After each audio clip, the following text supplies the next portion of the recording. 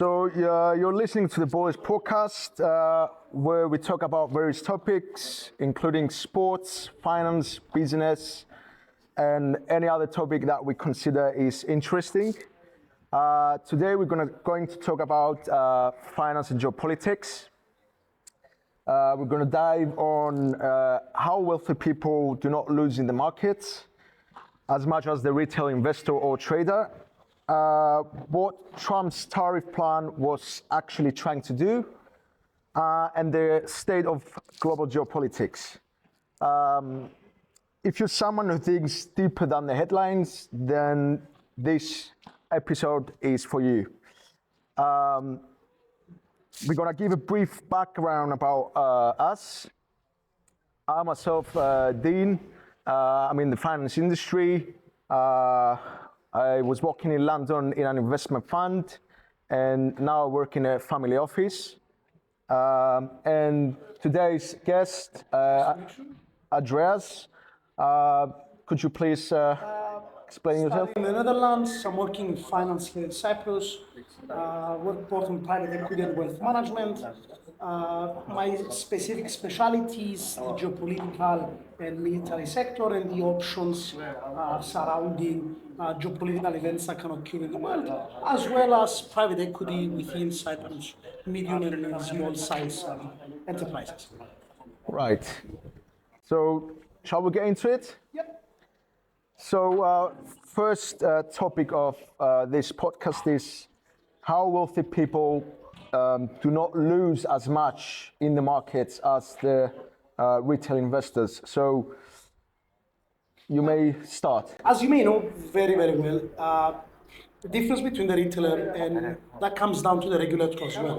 What you're allowed to do as a financial advisor to any wealthy individual. Anyone can construct a well-implemented portfolio in the market, either directly with companies, ETFs, anything, any diversified portfolio as the financiers tend to advertise. The key, though, when it comes to the maximum loss is the ability of a retailer to buy futures, options, and so forth. In essence, creates a protective barrier of the maximum loss that a wealthy investor can take. Of course, that implies a loss in the maximums they can get, but you can do it in such a way that a wealthy individual cannot lose more than 1 or 2% in cost every year to maintain a very strong protective barrier for his investments. This is a more of Austrian approach to investing, following Spitznagel and Taleb Black Swan scenarios. The idea that it is intrinsically really, really hard or impossible to actually predict the market due to randomness, and the ability to always have options to pay you out in case something happens. And for viewers that don't understand what options are, options in essence are rights towards shares in favor or against a targeted price on a future date. So in a simple example, let's say Apple was to be traded at 100, or any company. Its current value is 100. And let's say that company is a tech company that has amazing potential. I'm strongly investing in that company, but it does have the risk to go bankrupt or go bust. In general, companies like this, which tend to have binary angles towards the market, so boom or bust, taking options at really low prices, target price, so at 60 in this case, upon expiration date of 6 months, assuming volatility is very low. There's a lot of math behind it. You can pay a premium for that right, and if that occurs, and let's say the company does crash, cause it to fall to 30, through that purchase you get 30 to 60 to 30 difference, multiple 100, so 3,000. Right. If your cost to buy that right was 40, 50 euros, for example, the rest is profit for you. So you do that in multiples. Hence, a very wealthy individual can protect itself by taking options like this through financiers. In my specialty, we specialize not only on providing hedging tactics, but at the same time providing protections against geopolitical events, Right. like what's happening right now in the world, and on top of it, even profiting from some such geopolitical events. A retail investor cannot do it so easily because it does entail quite a lot of risk, and we can never guarantee that we will be right. In many cases, we are wrong. Our profitability comes because of good pricing and being right more than 50% of the time, you tend to be really profitable because it always works with multiples and you can always sell off options that are not they are not likely to occur, but you bought them. There are tactics you can. So you kind of spread the risk Yes. throughout. Yes. Yeah. But in general, wealthy individuals through good financiers can profit quite immensely, or else minimize the loss. So we can say the individual cannot drop below 20%. Whatever happens in the market, 20% is a cut-off point, and the market tends to fall below that. You can even Right. start making even profit. So in general, wealthy individuals, and that applies for Elon Musk and any other extremely wealthy guy, is something they do. Everyone has its own family office or their own advisors, and in essence, that's how they construct a portfolio to avoid big losses. Something that unfortunately the retailer cannot get. And we have to mention that it's also due to capital constraints. In other words, the wealthy individuals have a huge capital compared to the retail investors, so they can sustain more losses if their options expire and they expire worthless. You always buy Exactly. Yeah. So you never truly allow it to expire, to be honest. And also, there are also tactics you do to benefit from expected volatility. So in many cases, especially when it comes to geopolitical options, an event might not occur, but we purchase it on the assumption that the market perceives that this event is going to happen with less than 1% probability, Yeah. but we believe that it might happen on a 6 or 7% probability. Quoting from Taleb, referring to fat takes here. So when that event actually happens and the market kind of gets scared, oh shit, that event might actually occur, and it starts valuing at a probability of 6 or 7%, that increased probability chance in the valuation of the option is where a profit comes from. So, an example. Let's say we believe that China might invade Myanmar, mainly because a territory of Myanmar, the northern part of Myanmar, it's Chinese, whatever. It has Chinese historical connections. And knowing the Chinese expansionist and nationalistic politics, there is an angle where they might attack. So let's say I can find a company in Myanmar that produces rubber sourced from the area.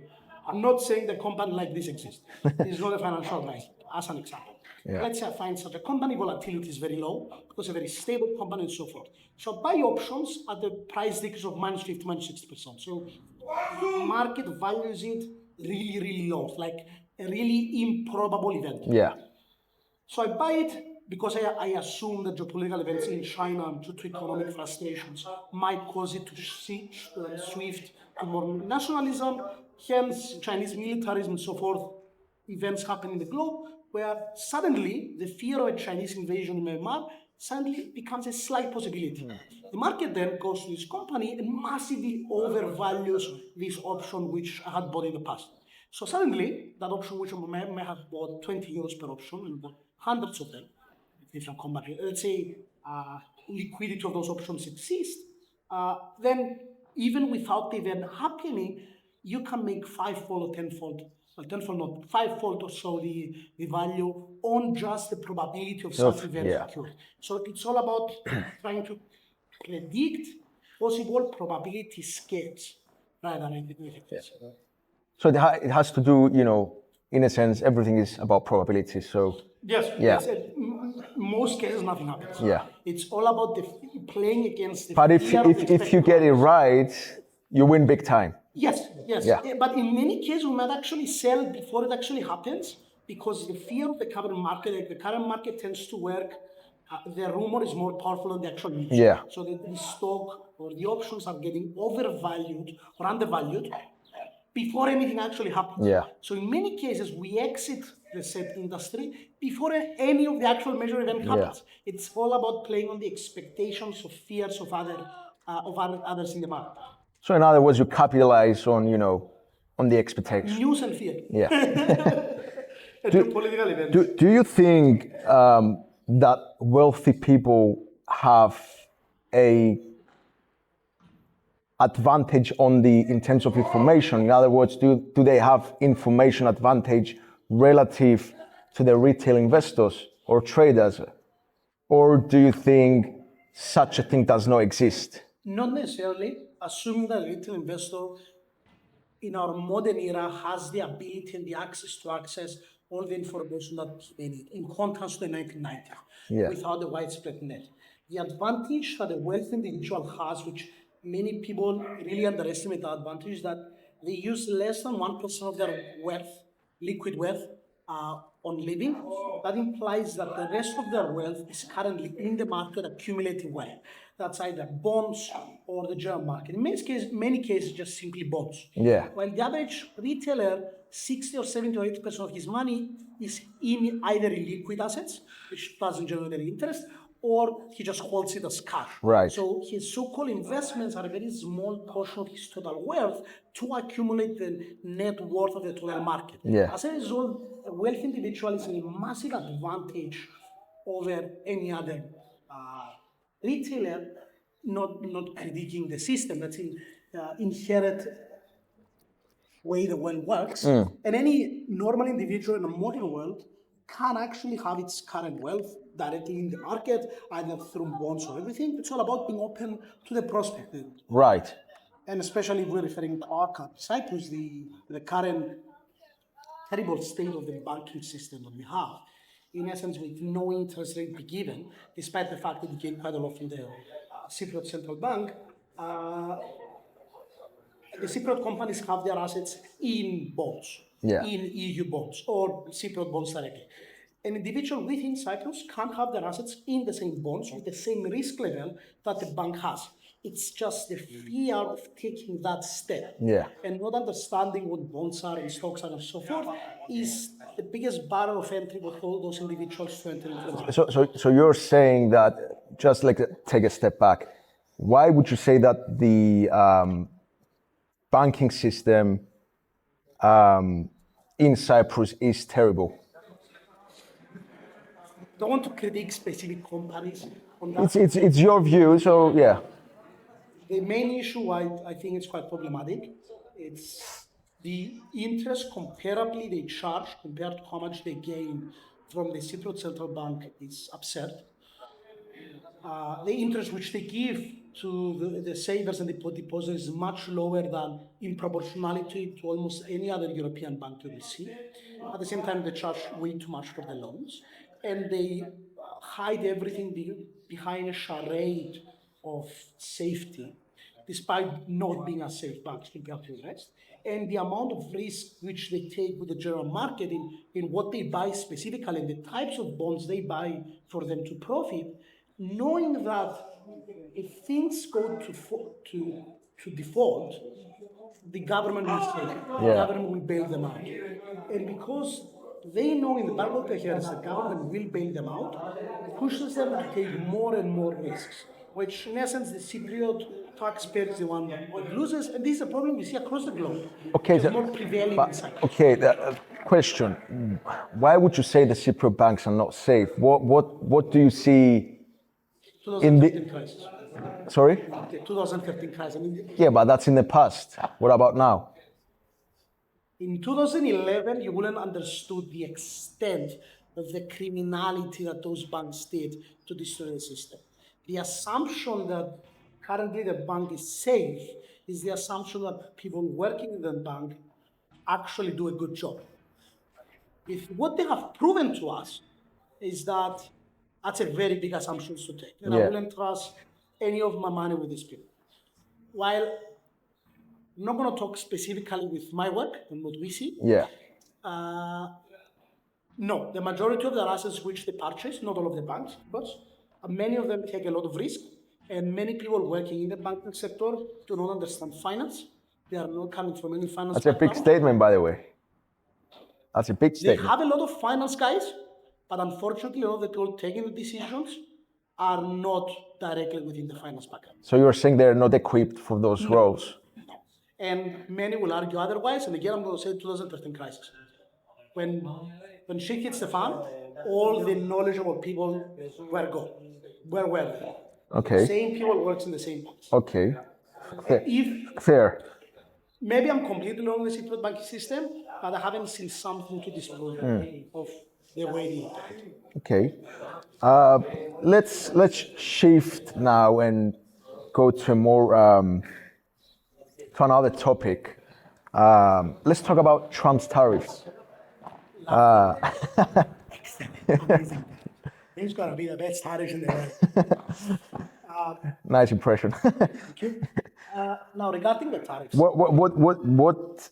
I mean, the Trump's tariff policy got a lot of criticism. What was the strategy rationale behind it? What's your opinion? What was the rationale? now to get it off the bat, I do not agree with the concept of tariffs. I'm a free marketeer, Austrian economist at the core. The idea of tariffs by itself don't really work, or Yeah. they rarely do as predicted. But we have to see the tariffs more as a geopolitical tool. So Trump, in essence, wanted to use a stick on a carrot tactic.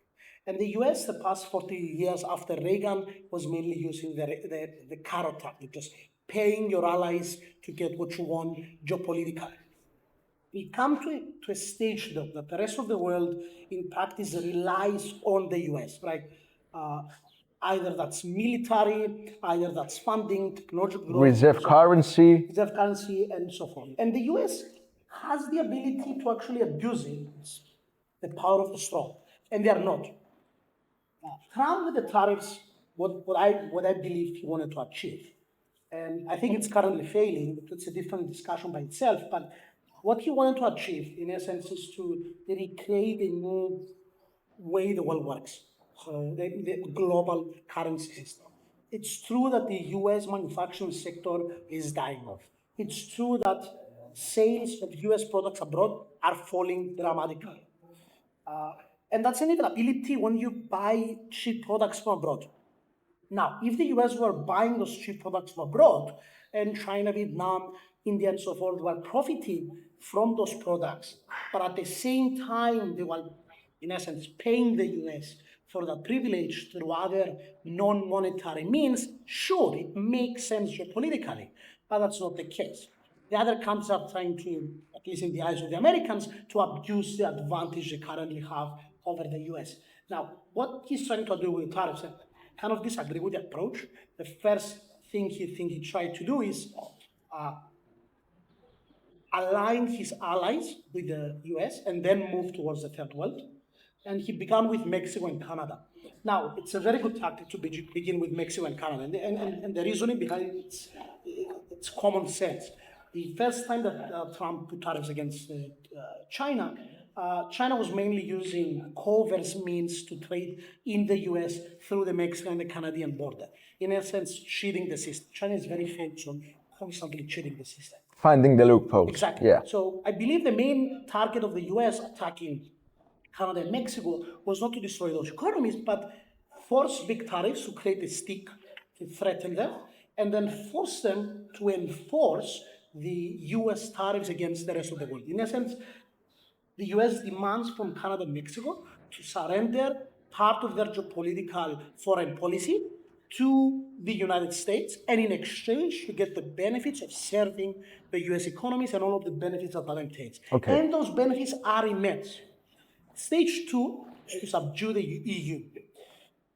While it does sound bad, they are subduing the EU. To be fair, the US and the EU are very close-knit allies, very similar economies, very similar culturally. We are both Western civilizations with common interests across the globe.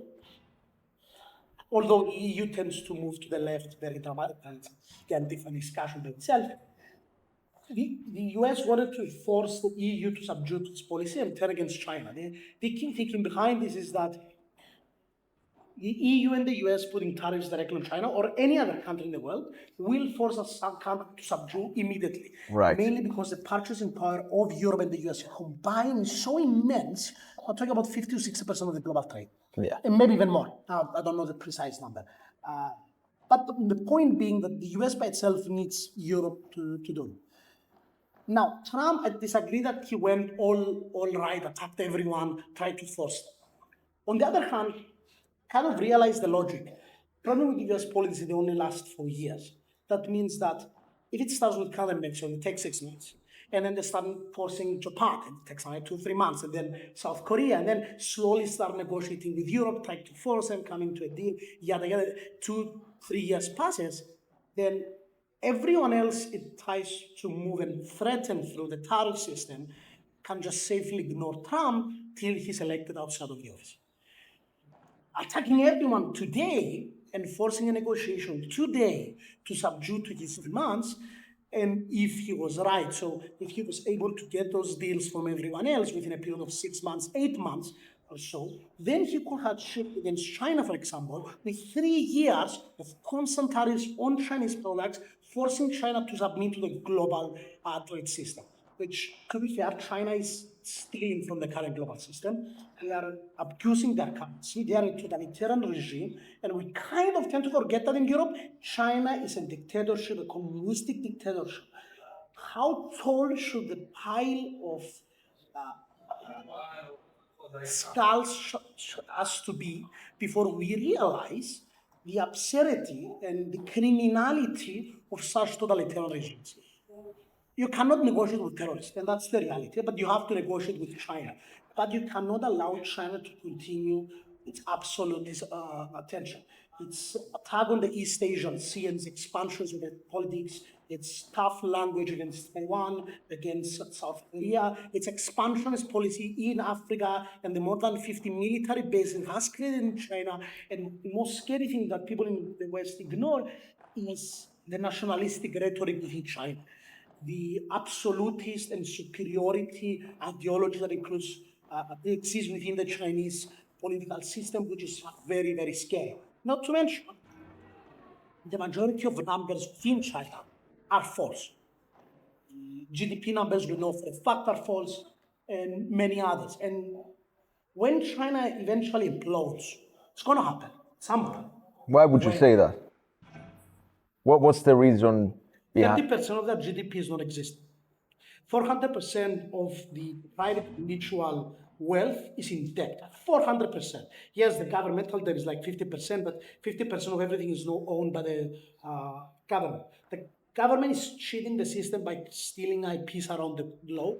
It has an expansionist communistic system which inevitably slows down any actual real innovation, except in some very specific cases.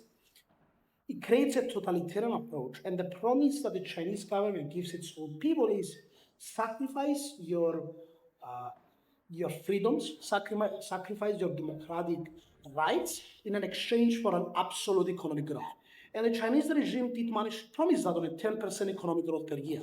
So a Chinese individual in the 1990s compared to the 2000s, its absolute wealth just skyrocketed. If China is unable to maintain that 10%, which I believe that's the case, inevitably we're going to see another time and square. So the demands of freedoms and everything. It's the inevitability. The richer the people get, the more they demand. And when China comes to a point where it's going to see a financial collapse, like any other monetary system, it's a boom and bust cycle. I do fear that China the communist state will shift to a more military angle of aggression against its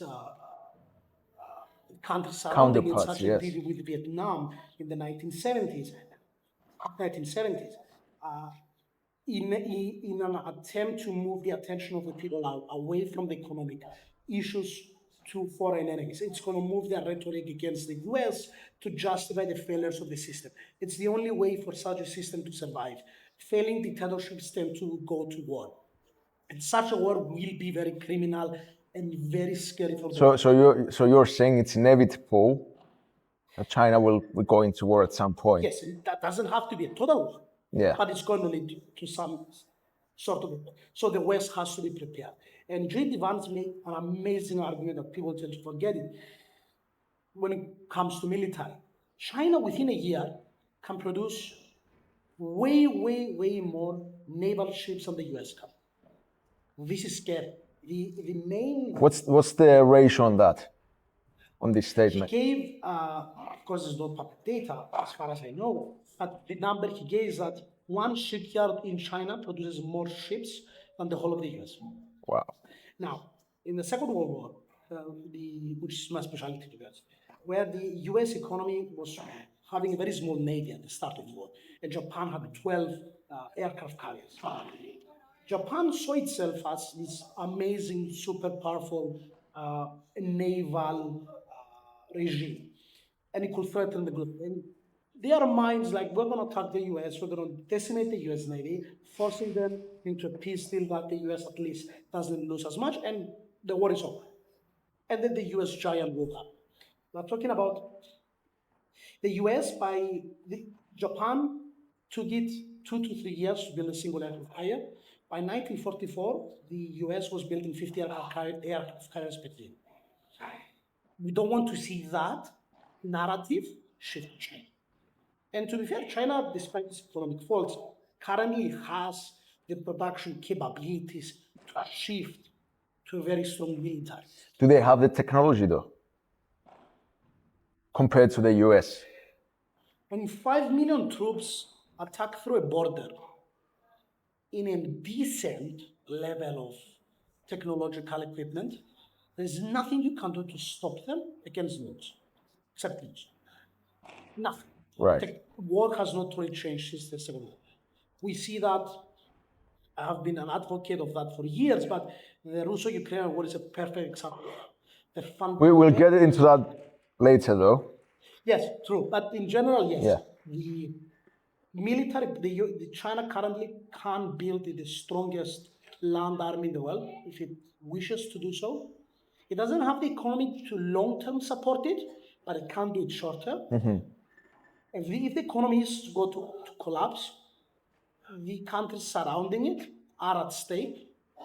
Hence, the US shifting, going back to your question of the tariffs, the US shifting an anti-Chinese narrative, it's in the interest of the rest of the Western world, and we're only referring to the Western world. And at some point, it should be done.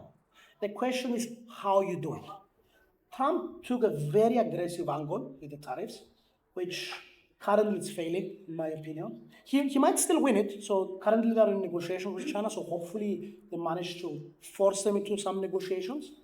But to be frank, the exceptions, and now it's my critique against Trump. The exceptions, like the moment he put these massive tariffs, which was going to hurt the global economy immensely, but it was going to force China into a closer to deficit, hence forcing into some sort of submission. The government of the Trump came and gave exemptions to tech, and then gave exceptions to other producers, in essence nullifying the effect of the tariffs did. Which shows that his strategy didn't work as such. Maybe his strategy, one could say, yeah. Maybe his strategy was, I want to create a stake, so you know that it exists, and that's the tariffs, yeah. And now take the cut. Yeah. So that angle, maybe it worked, and I think it did work for Europe. Europe was unable to truly respond to the US joint coordination, and the fear of the stick is so strong that taking the cut is much easier for the US, and it wouldn't cost that much for Europe. So maybe his whole tactic was to create a stick. And to be fair, Trump is actually a believer of tariffs, so the tariffs actually can help. What the tariffs are going to do is, if the US deflates its currency, which is also what they're trying to do, by charging the tariffs, but at the same time, European companies, for example, lowering taxes on their companies to be able to continue to sell their products to the US. It's in a translation that for a specific company, let's say company A is selling cars, and it's selling cars to the US at the price of 30. And Trump comes and puts the tariffs on 10%. So 3 more euros have to be given. Dollars, yeah. Dollars have to be given to buy that car. While it sounds bad, if you're a super powerful country, you can do it. In Europe, we could have done it. We haven't destroyed our economy. If our economic growth was existent, we have the population, we have the technology. If we only had used it, since neither is the case, we don't have economic growth in Europe. We don't have a technological competitiveness. We don't produce anything in Europe. We don't have the ability to threaten anyone either militaristically nor economically. Our only path is to agree and subdue to the demands of a stronger fall. In this case, it's not in our benefits to be false with the US, hence we have to submit to the demands which they ask us. Realpolitik. Yeah. Unfortunately, that's the reality. Yeah. The smaller you are, the more you have to accept the threatening abilities of strong and force, as long as they're treating you in a relatively good manner, which the US is. Do you think that the US, well, not the US, but Trump's plan to bring back manufacturing and jobs, in a sense, back to the US, it's a correct decision? Or do you think it's should I say naive? Is it a naive, let's say, thinking to follow this tactic? Or should the US concentrate more on technology innovation such as AI and, in a sense, go on from there? My opinion is no government decides where the economy moves. The free market does. The government can nudge free market to direction, but as an Austrian economist, I would say every time it nudges it towards the direction, it's causing way more issues than benefits it creates. That's one. Yeah, sorry. It's one of the ideas of Hayek that it creates an area of misunderstood expectations of the market, which can cause issues in the future. Regarding specifically the industrial sector of the US, in some specific cases like military production, important infrastructure like gas pipelines and so forth, yes, I believe it will return to the US. The main reason is it's going to be more expensive. It's going to be partially financed by the US economy, either through reduction in taxes or direct financing. Yeah. But it will be on the argument that it's of necessity to the economy. Will it be more expensive short term or long term or general? Except you cannot robotics, but the moment you cannot robotics, it's pointless because the whole reason they wanted is to provide jobs. Yeah. At the moment you can produce it cheaper elsewhere, that's a different thing. Yeah. In economic terms, no. It doesn't make a lot of sense. Do you think? But it's going to happen in some sectors. Do you think China is ahead of the US in terms of technology? No. Except in specific sectors, which they've proven with DeepSeek. China is amazing at stealing ideas, but terrible at creating ideas. Not because the Chinese people are smart, they're terribly smart. A system with no freedom of choice, a system with no freedom of enterprise, where everything is nudged and pushed by a central authority, inevitably has a lower level of technological improvement. Because you never know where the new technology will occur. But trying to remember the economists that made the case, but forgetting the idea. The idea is that the economy by itself, its economic growth is dictated by its technological rate of growth. But technological rate of growth comes in angles you wouldn't expect in any way or form. The internet, no one expected the internet to be as the one we're using it at this very moment. It's the creation of free market of enterprises. Control state can never create, never. If they could, the Soviet Union would have collapsed. The Khmer Rouge would have collapsed. The Cuban regime would have collapsed. Any other communist regime would have collapsed. It's impossible to predict the angles where the market will shift. So a more free enterprise of choice, of lower legal boundaries to create and innovate, it's where technology will flourish. That's why it does flourish in the US, and that's why the US will always be the head of technology as long as Europe stays as it is. Europe has the ability to compete the US, even at a more free system. Right. Let's shift to a different topic. Let's go to the Russian v Ukraine topic. Speciality. What do you think? How do you think this will end up in terms of the negotiations? Will Russian, let's say, accept the terms that Trump will impose? Because in a sense, how I view it, will impose to Russia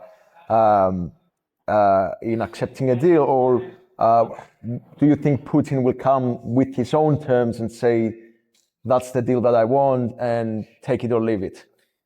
It's a matter of game theory. In geopolitics and war, you have game theory. And according Clausewitz here, Clausewitz is one of the founders of modern military thinking. War is a continuation of politics. The failure of war, it's also continued by more politics. Right. Russia has showed its intentions, peace deal, prior to the 2024 summer offensive, as well as the 2023 summer offensive, where the threat of the Ukrainian massive offensive, supported by European trained Ukrainian troops equipped by Challenger 3 and Leopard 2 tanks, the threat of such strong armored tank divisions on their front line, especially in the Zaporizhzhia region, forced Russia to publicly concede and being able to enter into negotiations as to avoid that potential threat. Unfortunately, Ukraine listened to its allies, air quoting allies, Europe and the US, and it accepted not to take the deal and to go with the offensive, which was a massive failure, continued to an offensive into the Kursk region, which was very chaotic and fact. So I honestly cannot fathom what they're trying to gain out of that. I'm not going to enter into. They're not trying to gain per se. They're trying to maintain the borders, if you will. Well, Russia just ignored them. They let them Yeah, push through. yeah. They, in Russian military theory, when we're talking about the Russian way of war, we're talking about Maskarovka. Maskarovka is all about the idea of creating a facade of what's happening to trick you. And what they did with the Kursk front is to create a facade that, oh my God, they attacked in Kursk, we're going to move troops there. But in reality, they moved reservists, North Korean troops, with no attempts to actually push the Ukrainian backs. But the Ukrainians used their best units in Kursk, within artillery range of the Russian units, outside of their air protection. Their casualties skyrocket, and they gained absolutely nothing. Inevitably, they lost them. Yeah. Now, the issue with the Russian war is going to be to January 2025. Russia did not expect that they can truly win Ukraine, and the only anchor I think they believe that they can win this war is total attrition. So attack through deep battle, constant offensive across the front line, incur massive casualties until inevitably Ukraine fails, loss of manpower and so forth. So it's in geopolitics, in this case, we have a game theory scenario.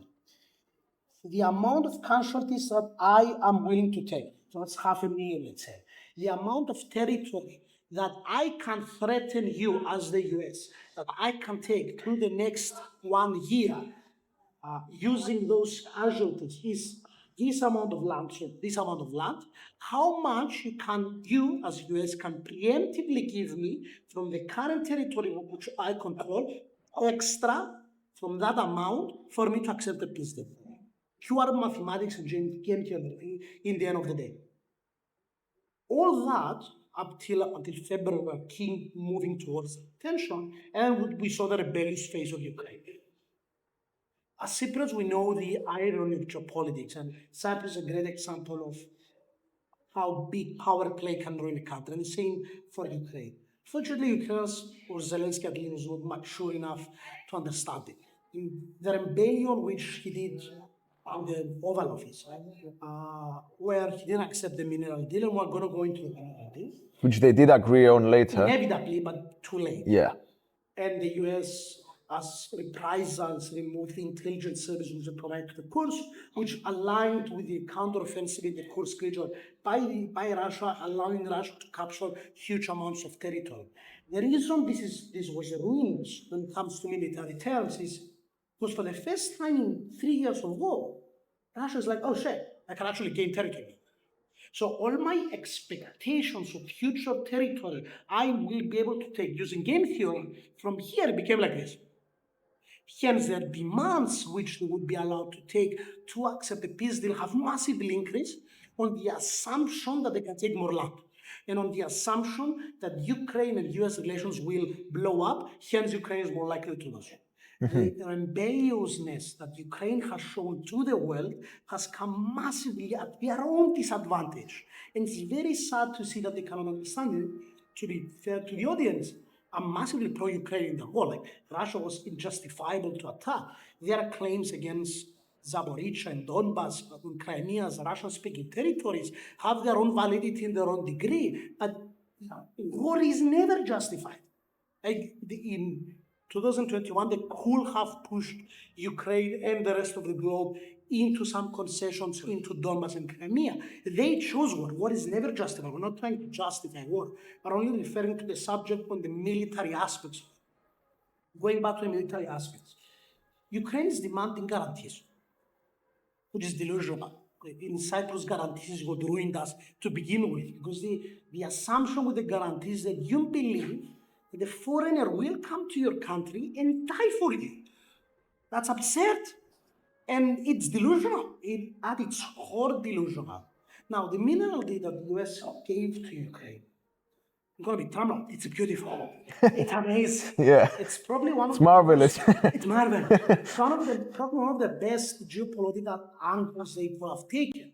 The reasoning, it aligns US monetary interests with the existence of the Ukrainian state.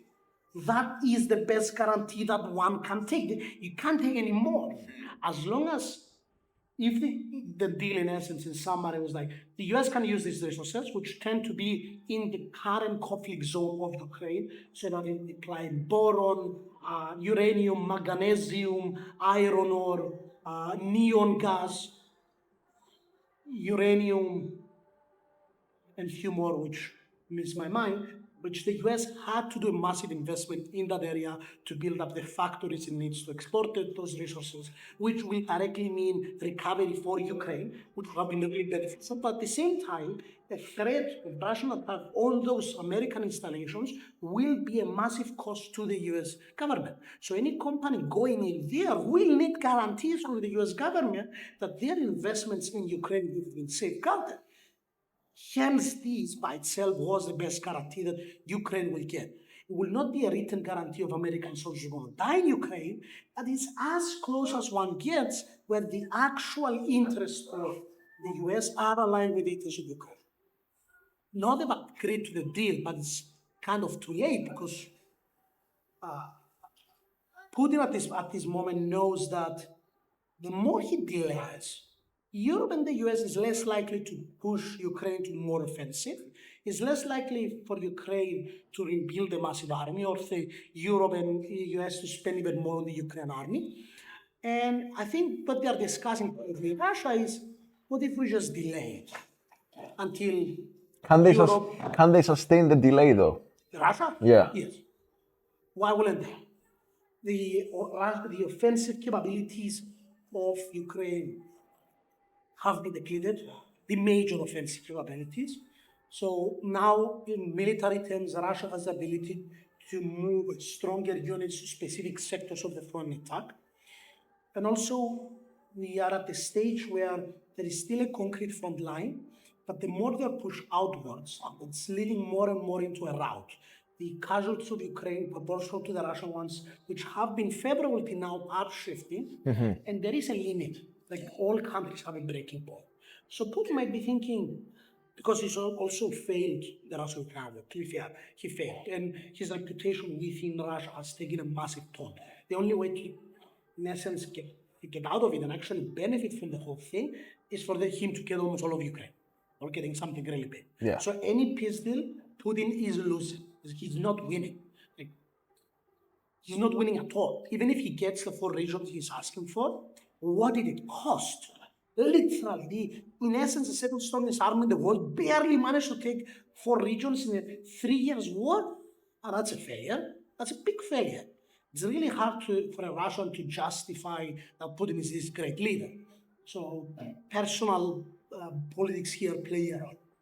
So Russia now might be thinking, maybe I'm just going to delay it as much as I want, or my expectations of the delay is that in the future, I will be able to gain this territory. Hence, if you give me this amount of territory, then I might be easier to accept. So now we're talking about Luhansk, Donbas, Zaporizhzhia, Crimea, guaranteed. And maybe they're even discussing about Kursk. So you're saying militarily they can sustain Yes. the war. Yes, Russia has shifted to a military. Okay, but can they sustain it economically? Because it's two different things. Alexander, trying to think of the Russian military history. Here, my specialty is the Russian way of war. Each different nation, based on the timeline which they live, they have a different tolerance of pain and suffering and attrition which they can take. The Chinese and the Japanese tend to have the highest.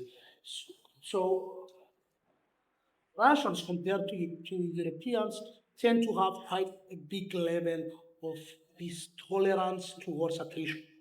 The idea of the motherland and the protection of Mama Russia, it's a very strong feeling within the Russian people. It's the idea that one sacrifice is not in vain. Studying Russian history, you will understand that Russia can never lose in the mind of the Russian soldier. Even if they lost the war, they have to portray to their own people that they won. Why? Because the expectations of their own people is that Russia never loses. Mama Russia will always be in quote. It's the concept of the Grozny army, the Great Red Army, the inevitability of the loss of the Russian peoples. It's really embedded in a cultural understanding of the Russian peoples. So, okay, so just to touch on that, do you think that the Russian people are backing this war, or do you think the government is saying that the majority they're backing it? I'm using it. But going back to the economical part, they will be able. We as a West we expected Russia to fail economically because of the sanctions to 2014. And if we see the data at the moment, Russia is not flourishing. It's definitely not failing. Their economy is fine. Yes, they have kind of inflation issues they always had, but it's not failing. Their military production is skyrocketing. They solve their ammunition issues. Now they have a stable source of manpower, which in essence they have a limited or quite big one. Not unlimited, but more than Ukraine. Yeah. And their economy is stable. There is no, at this moment at least, we don't see a reason why the Russian economy will fail. So you're saying that you're expecting that Russia will sustain this war economically, because the reason is the war solved one of the biggest issues that Russia had, which was unemployment. Oh, the irony. Fair yes, point. the economy slowed down. Fair point. Because reduction of total labor, but you can feed them shit, which they do. So the demands of a big portion of the population massively dropped. So general demand has dropped. Supply from external sources has dropped, but it flourished a lot of companies within Russia producing stuff. And so yes, we don't see any major economic expecting downfalls. No major defaults, no rampant inflation outside the bound, which is still high, no increasing unemployment, no. Okay, okay, so this scenario though can be sustained with this current, should I say, macroeconomic environment? And yeah, macroeconomic environment, but can the US and allies do something differently which might affect the economy of Russia and consequently lead to, Russia not sustaining the war economically in the future? If they can succeed with China and India, possibly, so curtail the exports of Russia to the rest of the Eastern world, India has profited immensely from the war. So maybe, but the question that one will ask is, why would the US go to that length? In the end of the day, why would they? They are not the one losing the territory. Expecting that the Western world will sacrifice even more than they economically have for Ukraine, it's a very big assumption. The world is not believable. With you, I'm with you on that. But one can argue that they're protecting the Western values, the freedom. Sure. Protect them in words. The moment you actually demand sacrifices for the people, I don't think many European politicians will do that. I don't think they have the backbone to do it, and I don't feel there's a credible threat to do it. Russia is not a direct threat to the rest of Europe. Why? Russia, actually the Russia-Ukraine war, doesn't have the capabilities to destroy Europe. If we ignore the nuclear threat, which they have the US threat. No, the combined European army now, even without the expansion, will be able to stop any Russian invasion really easy. Like Ukrainian did. The rest of Poland can do it by itself probably. So no, Russia now is not the same credible threat that Nazi Germany was to the rest of Europe. It is very unfortunate for the Ukrainian people, but we as Cypriots can understand them, and we were very unfortunate as Cypriots. I don't see the rest of Europe sacrificing their own bone to help us. Could Europe solve the Cypriot problem? Yes, in one day. They could go to Turkey, which currently sells 80% to 88% of its products directly to Europe, and be to Turkey. If tomorrow you don't solve the Cypriot problem, Right. you're not going to buy anything. Right. Your economy is going to be ruined. In less than a day, Turkey agrees. Why aren't we doing it now? The Western values stop at the border of go at Ukraine and stop at the border of Cyprus? Why? Because they don't fucking care. They don't care. Why would they? Fair point. The same for Ukraine. Fair point. That's realpolitik. You wouldn't expect someone to sacrifice something, even the smallest thing. Unless they have skin in the game. Yes. Unless they have skin in Or the game. there is a credible threat that they will actually lose a lot. Nazi Germany was a threat in a way. The Soviet Union was a credible threat. Putin's Russia is not. China is a credible threat. Could Ukraine, in a way, and that's just me now thinking out loud, and you may say this thinking is a bit naive, but could Ukraine create a strategy where, in a sense, the allies have skin in the game? Europe is massively expanding its military spending, especially Germany. And we as Europeans, we are getting what? Who is currently threatening Europe? No. Russia, Europe is bordering with Russia, which, as I explained previously, is not a credible threat. Turkey, which is not a credible threat. And North Africa, which is not a terrible threat. The biggest threat we currently have in Europe is within Europe. Yeah. Terrorism. Anything else is not any credible threat. Probably terrorism is the most credible threat that the average European is experiencing in one degree or the other. Outside of that, we are in combination powerful enough not to be threatened by anyone. So whatever Ukraine might try to do, I don't think it's going to work. And we see it with pollings. The AfD is on the rise, Alternative für Deutschland. Meloni won. Meloni is doing pretty okay. Orban's popularity is rising. The Romanian leader was going to be elected, but was stopped by the European Union very undemocratically, to say so. France the same, although they imprisoned Le Pen. I'm not going to question French politics, is weird by itself. Labour is still in the UK. The rise of Massively, far-right, by the way. Massive. The rise of the far right is as a response to European leaders, which again, I'm not supporting the far right, I'm just stating the obvious.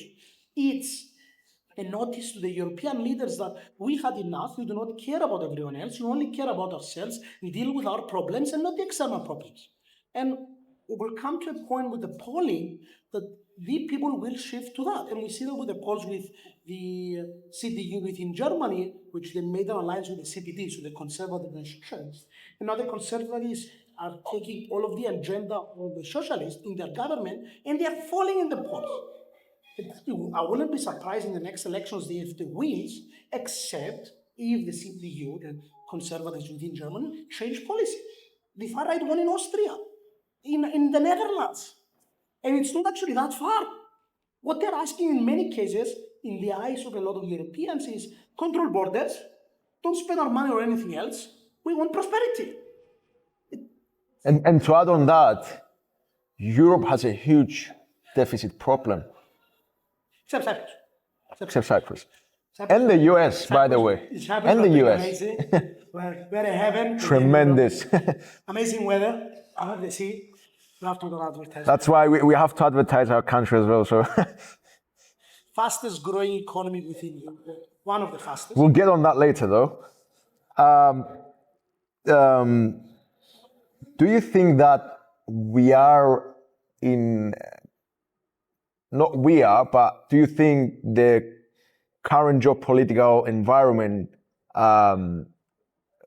do we have a Cold War? Oof, 100%. We are moving directly into a new Cold War. Really depends on what's happening. It's going to happen with Chinese-US relationship, but it's coming towards there. We still don't know who will be in what camp, let's say. It's going to be the Western world versus someone. The question is who is going to be within the Western world, whether Europe will actively participate in that new Cold War or it will be a fancy observer, and who's going to be the main advocate. Lol. So, yes, we are moving towards a new Cold War. And that's just to clarify, this new Cold War is China, Russia v the Western world, or is it Russia v the Western world? The weird thing with Russia is that Russia has a complex. It's really hard for them to submit to the authority of kind of anyone else. And in the case specifically of Russia, is in 2023, I remember they called on Xi Jinping to go and negotiate a possible peace deal with Ukraine. And in essence, Xi Jinping practically said, no, we don't want border changes. He went into Moscow announcing to the rest of the world, we control the process and we want Russia to come to us, plead allegiance for us to support Russia publicly. Or else we are neutrals as we are. China are driving a very, very, very strong bargain. And Russia, since then, has not tried to truly improve relations with China as much. Because for them to do so, it means they have to submit. The main adversary of such a possible Cold War is China. And whether it's going to be credible and strong adversary, we will see. Russia is going to play an entertaining role as an adversary. In geopolitical terms, it is in the benefits of Russia to do trade with Europe, not China. We will, of course, trade with China, but it cannot be the main source.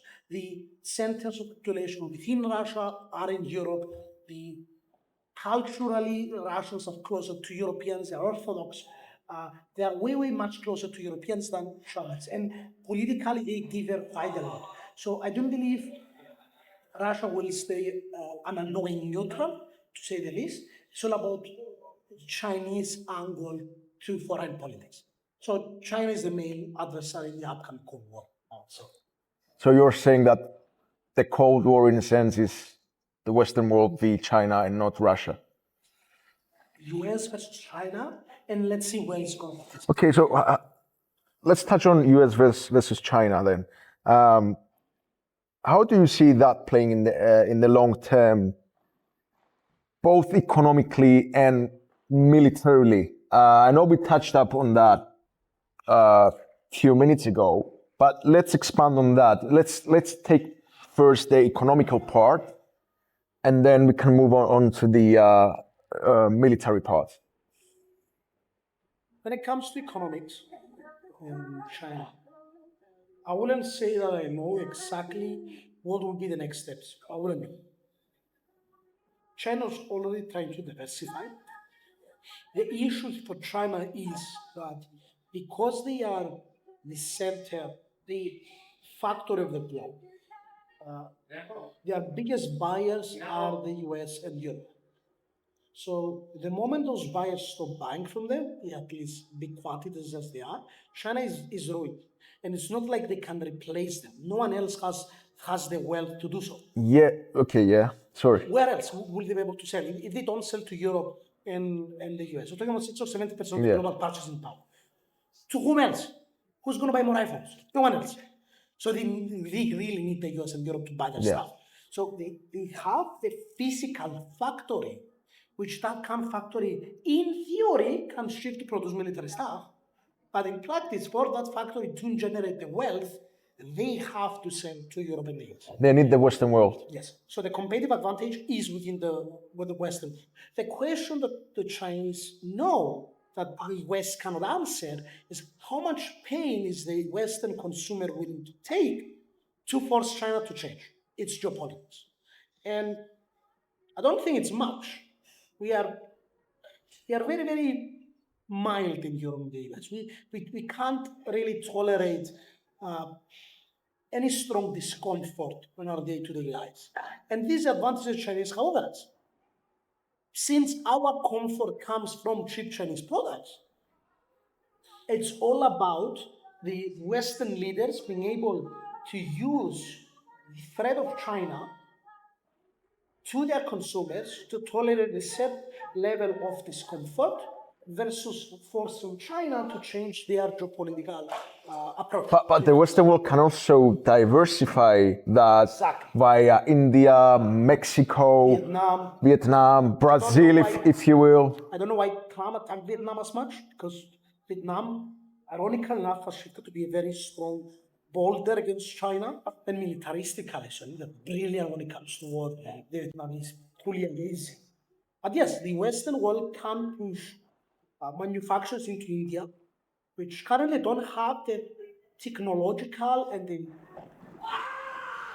well Excuse the the language, although we do cuss as well sometimes. So it doesn't have the currently the ability to really accommodate all of the Western world's demands, but the threat of the change in an exchange for tariff cost from those countries, it's within the benefits of those countries. So India were much more like to prefer for all those manufacturing to come to India and as a payment to pay the US and Europe with through tariffs or very low taxation on their own companies for them to be able to sell to Europe. Yeah. And the US. So, but this will imply an increase in cost for the European consumers. Now, when it comes to military aspects, the big question is Taiwan. China has built its first naval brigades, naval landed brigades, which is extremely scary. Yeah. It has built the first equipments to be able to physically invade Taiwan. Now, if we see a subject on a military tone, Taiwan has an amazingly good defensible territory, which will be really, really hard for China to actually destroy. Via naval. No, the actual physical terrain of Taiwan. Okay. With a combination of a very strong Taiwanese army. What about Air Force though?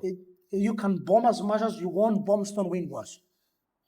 Simple. Bombs don't win wars. The Second World War, the Vietnam War, the Afghanistan but we're wars. talking about Taiwan, right? Yes. Doesn't matter. It's a small island. Doesn't matter. Doesn't Why is matter that? how much you bomb them, you cannot win. The anti-aircraft capabilities of Taiwan are immense. Modern anti-aircraft capabilities are way, way, way stronger than they ever were, so it gives the advantage to the defender. Yeah. Without land forces, China will not be able to hit Taiwan. And because Taiwan has built a very strong dependency, so the Western world has built a very strong dependency on Taiwan through TSN, the Taiwanese Semiconductor Company. It's going to force on economic terms the Western world to go on the defense of Taiwan. I currently think that conflict between China and the West on Taiwan the West has the ability to win that war. The question is, for how long will this balance occur? And whether China will focus on other fronts as well as Taiwan. And China has the ability to build a very strong army to threaten Taiwan and to threaten other countries such as India, Vietnam, Cambodia, Laos, Myanmar, and so forth. So in military terms, yes, the West currently can win a war versus Taiwan.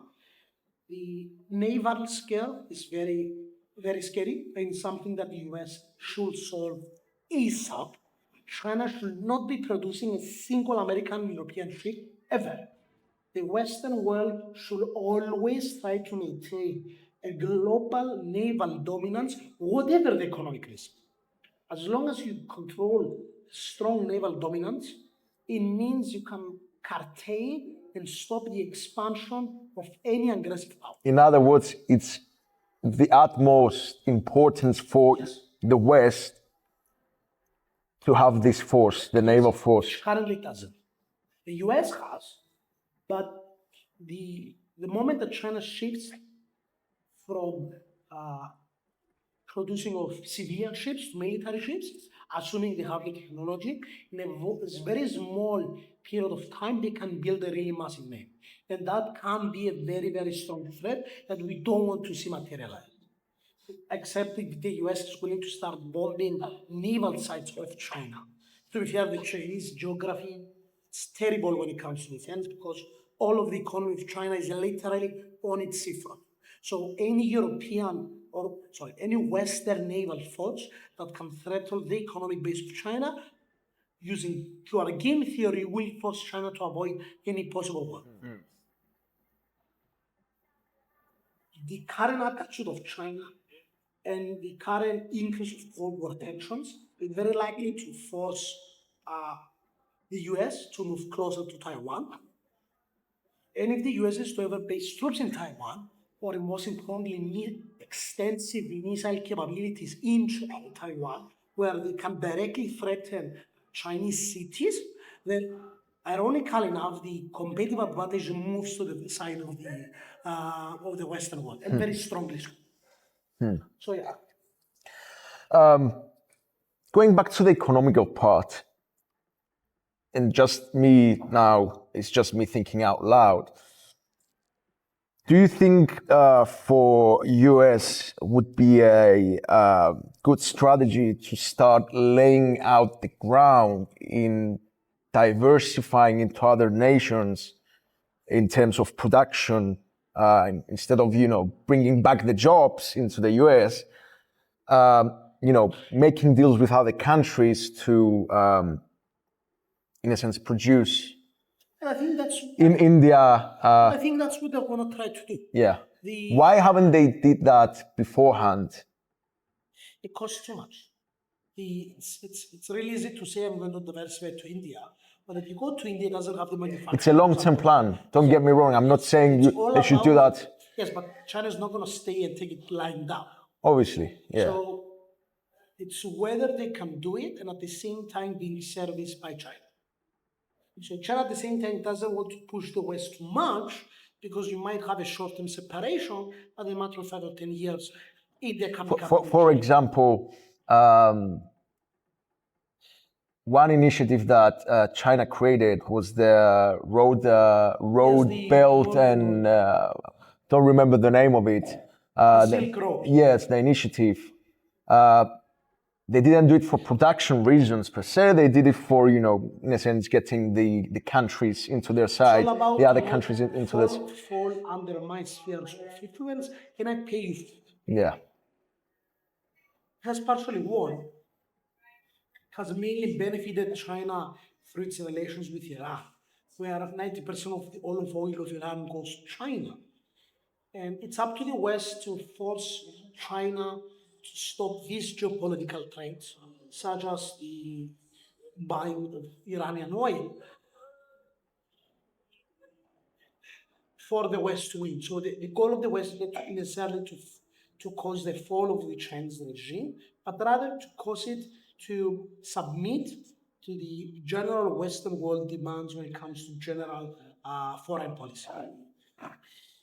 When it comes to directly shifting economies, again, I will not say I will know exactly how it is going to go. It's all big assumptions. It's doable, yes. It might happen, yes. How, we don't know. And period of time it's going to take, still I don't know. I wouldn't say India now right now is the best country to invest in the market. It is going very well. It has the prospect, but it's missing so many fundamentals. I still don't know. I wouldn't be confident to say so. Right. Nigeria can also be the replacement, but still is Nigeria, you said. Yes, Nigeria is. So Africa. Africa is a continent. It's a continent, but Nigeria. Yeah, I'm saying they can't get Congo, into. No way. No, it's yeah. South Africa, no way. No way. It's going terrible. Nigeria, maybe. Although they're rich in mineral resources. Oh yes, but they're doing their own country. Yeah. It's going really, really from bad to worse. No. Yeah. You need a stable sort of government. Yes, Nigeria does have the most stable sort of government. Comparably, is doing really well. It's very, I should say, interesting because I myself been to South Africa and Cape Town, and you can literally see the rich and the poor. The contrast is huge. You can be in the center.